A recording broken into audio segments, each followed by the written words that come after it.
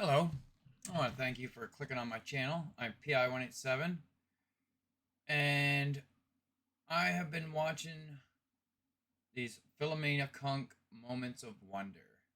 They're damn short, which really sucks. This one's only 4 minutes and 12 seconds long, so don't get too excited. But anyhow, let's check this out.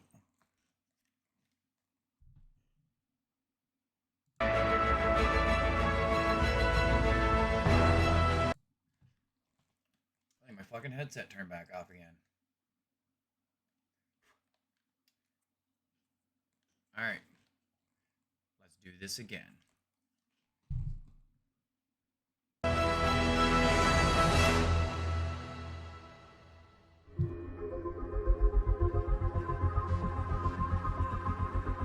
Computers are all around us, in offices, computer shops, and computer repair shops. It's hard to think of anything that doesn't have a computer in it, except cows. And they've probably got computers in them now. Computers have become part of our culture. Scenes like this are commonplace. You have to ask the question, are we looking at the computers, or are the computers looking at us? Even though the answer to that question is obvious, it sounds spooky. The computer was invented by Charles Babbage in 1822, but it didn't have a screen, so no one knew what it was doing. Konrad Zuse managed to invent a proper one in Germany in 1936, but that one got bombed up by the British. And that meant we could invent it first again, thanks to a man called Alan Turing here at Bletchley Parks in War II. Unlike today's computers, this early computer... Wow. Jesus fucking Christ. Could you imagine, like, the thought process that went into building that thing? Like, how that actually worked out? Like, it's so damn big. And there's so much going on there. And some person before any of this shit, it just came to their head. It's just insane to think of. It's made of transistors and pipes. And as you can see, it's absolutely huge. And the mouse has gone missing, but it must have been the size of a car. The invention of the computer was of primary benefit to one particular group of people, video game players. Until computers, they'd had to play the games using a pen and paper or coloured bits of dough. A game of Pac-Man could take 3 days just to set up if the peas kept rolling off the table. The computer changed all that. There's almost nothing a person can do that a computer can't, except ride a horse. So lots of jobs have been replaced by computers. Perhaps one day we'll have a computer queen, with the real queen just used for the bits that are on a horse. In the future, I'd be able to ask a computer about computers, but for now, I'll have to speak to a human who is an expert in computers. So, are you a computer expert? I wonder how old this is, because the reality is, yeah, she probably could ask a computer about computers now. The future is here with AI. She could easily do that with ChatGPT. Maybe some of these AI robots they got going on probably could also answer that question. And yeah, they will be taking all our jobs eventually. Expert. I'm Dr. Sean Holden, and I'm a senior lecturer in computer science at Cambridge University. Will there ever come a time where we need 2 mouses to work a computer? I don't think so. I think it's more likely that there'll be a time when you don't need any mouses. Things are moving now towards touchscreens, gesture recognition. Yeah, that touchscreen didn't really fly, did it, with Windows 8? What fucking bullshit that was, yeah. Like, people fucking... Yeah, like, there's a difference between, you know, touching your phone, which, you know, is a total screen, and then touching your monitor. Because, first of all, Who the fuck wants fingerprints all over their monitor? Your hands are all greasy, dirty, whatever, and there you are, touching your monitor, and even this, like leaning forward and touching your monitors, feels so unnatural. The hand on your mouse. I don't see the mouse going away for a while actually. I know Bill Gates thought it was with the touchscreen in Windows 8 and because of cell phones and stuff, but I think the touchscreen in computers has kind of disappeared. Um, and like, how the fuck do you play half the games? Like, you wouldn't be able to play some games with a fucking touchscreen. Like, yeah, sure you can on a phone because they're made for that, but the ones on the computer, that'd just be a pain in the ass, honestly. So yeah, I don't see this touchscreen thing being a thing in any time in the near future. The gesture, maybe a little bit, uh, but no, I think we're pretty stuck with the mouse for a while still. But like I said, this looks like it was made a while ago. So Brain-computer interfaces. So what's that? It's gesture recognition. Brain-computer interfaces. So what's that? It's where you can sense, to an extent, what someone is thinking. Like Darren Brown? Not as well as that. Right. Well, not yet, anyway. Paul McKenna? You might be able to make the cursor, say, the mouse pointer go left or right. Just so he's talking basically about Elon's brain chip. by thinking, go right. Yeah, that's about where the technology is. But how can it do that? How will it know? I don't understand. It's possible to get some information about what your brain is doing by things like encephalograms done in a hospital. What? Encephalograms. Say it again. Encephalograms. Say it again. Encephalograms. Right. So you can get some information Oh God, I can't believe she just did that. about what your thoughts are doing through that kind of interface, which maybe means you're sticking electrodes on your head at the moment. Yeah. But it's early days. That's amazing, isn't it? Would you get one of those? Yeah, why not? Yeah, why not?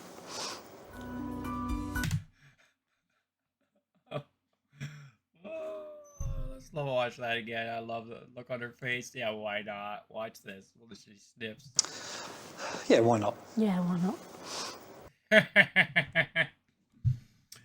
I think she could think of a few reasons why not. And the funny thing is, I remember hearing about this 20 fucking years ago. They called it the Google Brain Chip. And I was reading, I don't know if it was a magazine or online or what it was. It was 20 years ago, so it could have been a magazine. But either way, it was saying that basically, yeah, the future was all of us having these Google Brain chips hooked into our brains where we're all connected to the internet. And then if you want to know something, you just think it and boom, just like the Matrix. It's just uploaded into your head and you just know how to do it. And I thought at the time, wow, that looks awesome. I want to do that. That's going to be like, such an advance to have that like with you all the time. But now that it's here and I've seen it, I've seen Elon's, I'm thinking I'll pass on that. Let other people try it out. Yeah. No. Don't fuck with the brain. Alan Turing, the weird man who discovered computers, is now a national hero, and people queue for ages to touch the Turing shroud. There are even computers made of cloud now. What next? A computer you can eat or fight? Computer music? Yeah. Who knows? We do have the computer music.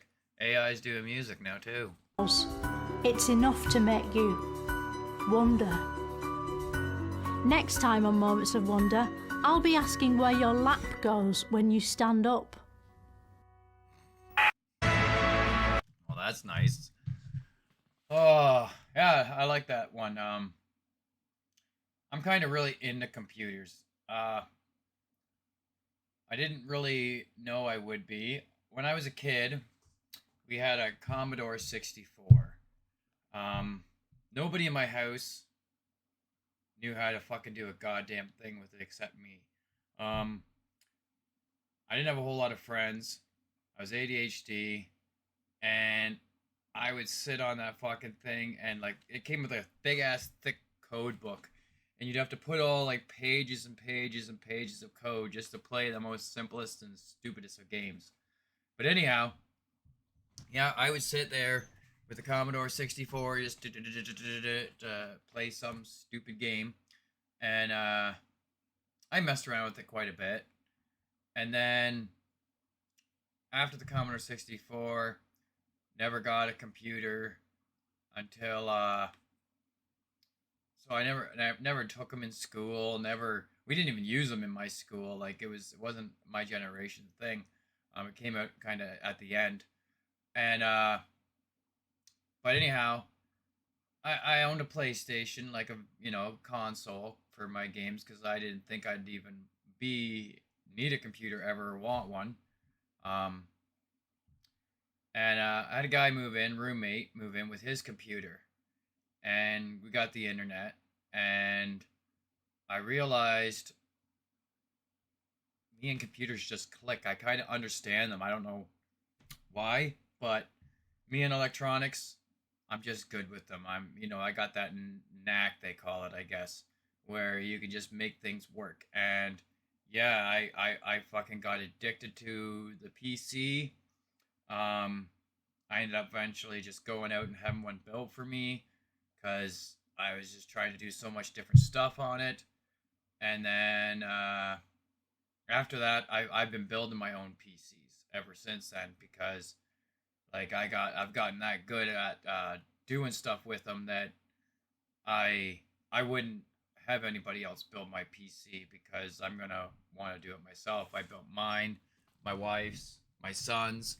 I built that arcade machine back there. It's got a PC inside it, not like a tower. It's got raw components all inside where the original motherboard of the arcade machine would sit. That's an actual um well, it's a Street Fighter 2 machine now, but it was updated back in the day in the store. Originally, it was a Double Dragon. Um, the marquees at the very top, it used to have in the behind it, behind the Street Fighter, it said Double Dragon, and they'd put the sticker over top of it, and they put the sticker over top of the bottom because I guess Double Dragon no longer people weren't playing it anymore, and Street Fighter come out. So that arcade machine wasn't built specifically for Street Fighter. It was made for Double Dragon, if you know what that is. Really good arcade game from back in the day. But anyhow, I gutted the thing, and it's got a 120 hertz monitor in it, which was like the fastest monitor you could get at the time when I had that monitor. It was 3D, um, which that's the thing that's kind of went to the past too. 3D monitors. I had the 3D monitors with the glasses, and it was cool for a minute, but you would fucking never sit on it and play games all day like that. Your fucking brain would be hurting. But anyhow, yeah. So I gutted this machine out. I got the X Arcade stick. I got two of them actually. I got one up top, one down below. The first one doesn't have the roller ball in it, so I'd found the one with the roller ball and bought it. And basically all my old PC parts is what I slapped in there. It's probably got I don't know, maybe about more than 10,000 games installed on that thing. It's got everything. Like every arcade game ever made, Super NES, NES, Sega Genesis, Atari, 3DO, you name it, like all the way up to like PlayStation 2, I think I have on that thing. Atari Jaguar, the original Atari, and I've even went out and bought all the retro controllers for all the games systems, the ones that I could get my hands on, anyways. Some systems like the 3DO, you can't find really a retro USB controller for that, but I do have like all the other ones for. So if I do end up playing, the old Super NES games or Sega Genesis games, I can actually play it with a regular controller and not with my arcade stick. Mainly the arcade stick's there for the arcade games. Now, the one thing I do need to get for it, which I've been wanting for a while, and they finally come out with one, talk about technology and things getting better, is a light gun. Um, light guns have always worked with the way old TVs worked, and they would never work on flat screens. So they've kind of that's why they've disappeared. You don't see light guns anymore with much stuff. But there's actually a company out there now that's invented a light gun that's basically plug and play. It literally works, I guess. A couple $100 they are, and I believe they're always pretty much on back order. But that's the next upgrade I need to get. I want to get for my arcade machine because it has a lot of shooting games in it, but I don't have the gun for it. I can use the roller ball as the gun, um, and you can see the bullseye on the screen when you're moving around, but that's just a pain in the ass. You don't want to like it's okay to do once or twice, but you want to really enjoy the game the way the game is meant to be played. You need the light gun. So yeah, that's the next step for the machine, and then eventually the big Street Fighter 2 sticker for the side because the side's just all brown. It doesn't actually have a decal on the side. Um, but yeah, I'm pretty addicted to technology, and always I just I've been able to make it work. Like everybody comes for me to fix all their electronics, to do stuff for them, um, which can get annoying eventually. But either way, it's nice because I don't. Every time my stuff breaks, I can always fix it. I can upgrade. I can whatever. But anyhow, I've been talking probably longer than the 4 minutes and fucking some odd seconds this video was when it started. So there, now we've got an 8 minute video. So I want to, anyhow, I better let you guys go. And I want to thank you for clicking on this channel, which I probably already said at the beginning. Like, subscribe, comment, whatever. And yeah, I'm going to check out some more of these moments of wonder. All right, you have yourself a great day.